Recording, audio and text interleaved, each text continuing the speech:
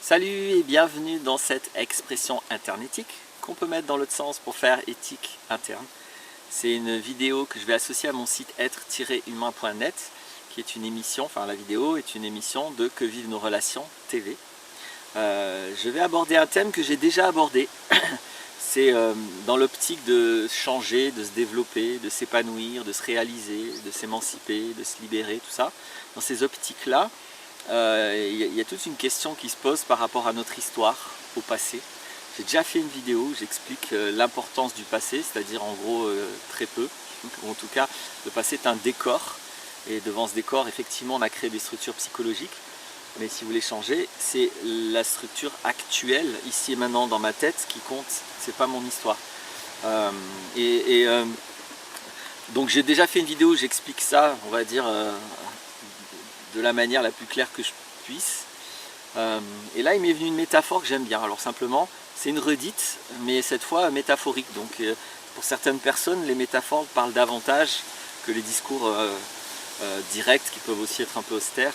Alors l'inconvénient des métaphores, c'est que parfois ça s'éloigne des choses et on fait des ponts différents les uns les autres. Mais bon, la communication contient inévitablement des inconvénients, donc je les accepte.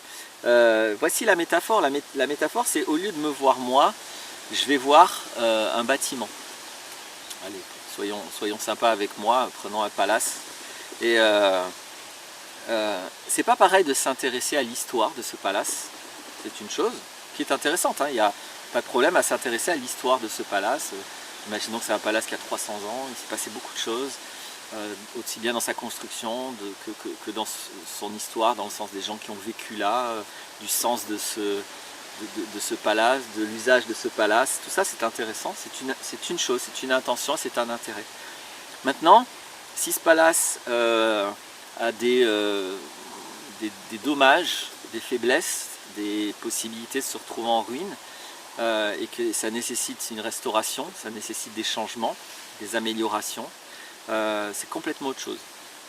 Là, honnêtement, l'histoire du palace, on s'en fout complètement. Ce qu'il faut, c'est savoir exactement où il en est maintenant. C'est quoi qui est en train de s'écrouler, c'est quoi qui est fragilisé, c'est quoi qui nécessite quelque chose, et ça nécessite quoi.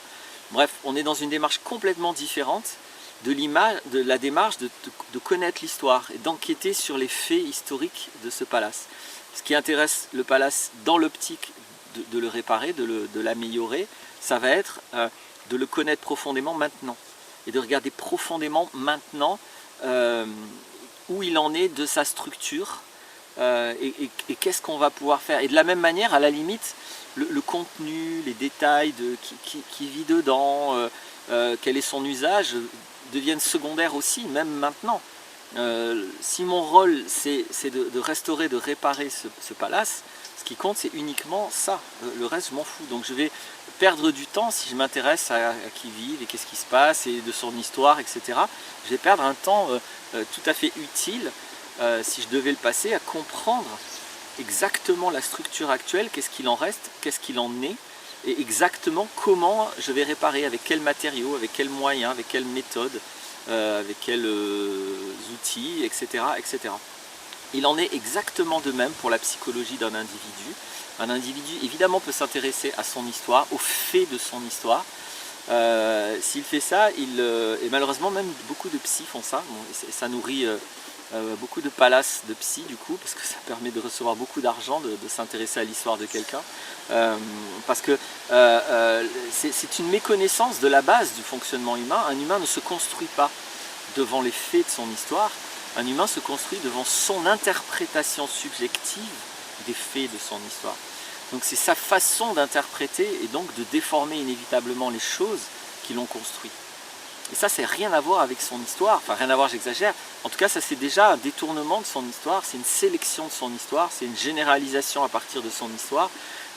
Et ce qui compte, c'est où il en est maintenant de sa structure psychologique, où il en est de ses croyances, où il en est de sa structure mentale, où il en est de son système de pensée, où il en est de sa conscience des émotions, où il en est de sa conscience des sensations, où il en est de sa conscience de à quoi ça sert les sensations, à quoi ça sert les émotions, à quoi ça sert le mental. Bref, l'établissement de l'état des lieux ici et maintenant est absolument indispensable pour restaurer ce qui est dysfonctionnel, ce qui est en train de s'écrouler. ce qui ne fonctionne pas, ce qui n'est pas solide, ou ce qui est faux, ce qui est une illusion. Donc c'est une démarche totalement différente. Et là-dedans, le temps passé à son histoire est du temps perdu. Non pas que l'histoire ne joue aucun rôle et que ça n'a pas une utilité de vraiment aller voir. Il s'agit juste, dans le cas de l'être humain, pas dans le cas du palace, dans le cas de l'être humain, il s'agit juste de passer le minimum de temps nécessaire à identifier un petit peu le décor. Parce que bien sûr que devant certains décors, on a créé certaines choses. Mais encore une fois, un humain devant un décor donné, je ne sais pas, je vais dire un accident de voiture, va créer une certaine structure psychologique. Un autre humain va créer complètement une autre structure psychologique. Donc l'accident de voiture n'a aucun intérêt là-dedans. Ce qui est intéressant, c'est de savoir qu'est-ce que l'humain en a fait et surtout, qu'est-ce qu'il en reste ici et maintenant de ce qu'il en a fait de l'accident. Donc ça, c'est très important. J'espère que la métaphore rend les choses plus claires parce que je pense qu'en tout cas, elle rend évident que si vous voulez réparer un palace, on s'en fout de l'histoire du palace. Maintenant, l'histoire du palace est très intéressante. C'est un autre sujet, c'est complètement autre chose. Ça n'a rien à voir. Voilà la métaphore que je voulais proposer. J'espère que ça va vous libérer de toutes ces démarches que la résistance et gothique adore, que beaucoup de charlatans adorent encore plus, parce que ça fait prendre un temps infini à des soi-disant développements personnels. Parce qu'en plus, parfois, il ne s'agit pas de développer la personne, il s'agit de voir qu'elle a été développée un peu trop, en plus. Donc là, vous êtes parti sur une fausse piste en voulant vous développer encore davantage.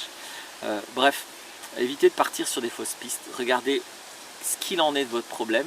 Moi, l'outil que je préfère pour ça, c'est l'échelle émotionnelle. Elle ne permet pas de regarder tout, mais elle regarde vraiment, elle trace les choses jusqu'à l'origine, donc c'est important. Et l'origine, ici et maintenant.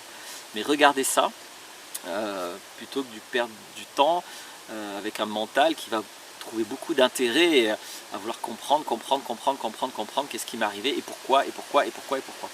Si vous avez des enfants, vous savez que la question pourquoi est infinie et on peut toujours se demander pourquoi. Si vous voulez agir pour changer, agissez pour changer au lieu de vous demander pourquoi vous en êtes là. Voilà ma proposition j'espère qu'elle rend clair. J'invite à l'associer à l'autre vidéo parce que là c'est peut-être un peu cash, un peu brutal, c'est surtout une métaphore, il manque de la nuance inévitablement. Donc peut-être si vous l'associez à l'autre vidéo, ça va compenser ce défaut de celle-ci. Dans tous les cas, vous faites ce que vous voulez. Je veux toujours, enfin je veux pas toujours parce que je le fais pas toujours. Mais là j'ai envie de finir encore une fois sur cette fameuse phrase qui me plaît, le réel est plus fort que toi. Donc c'est parce que le réel est plus fort que toi que c'est ici et maintenant qui construit tes problèmes et pas le passé. Et merci d'avoir écouté, à bientôt, au revoir.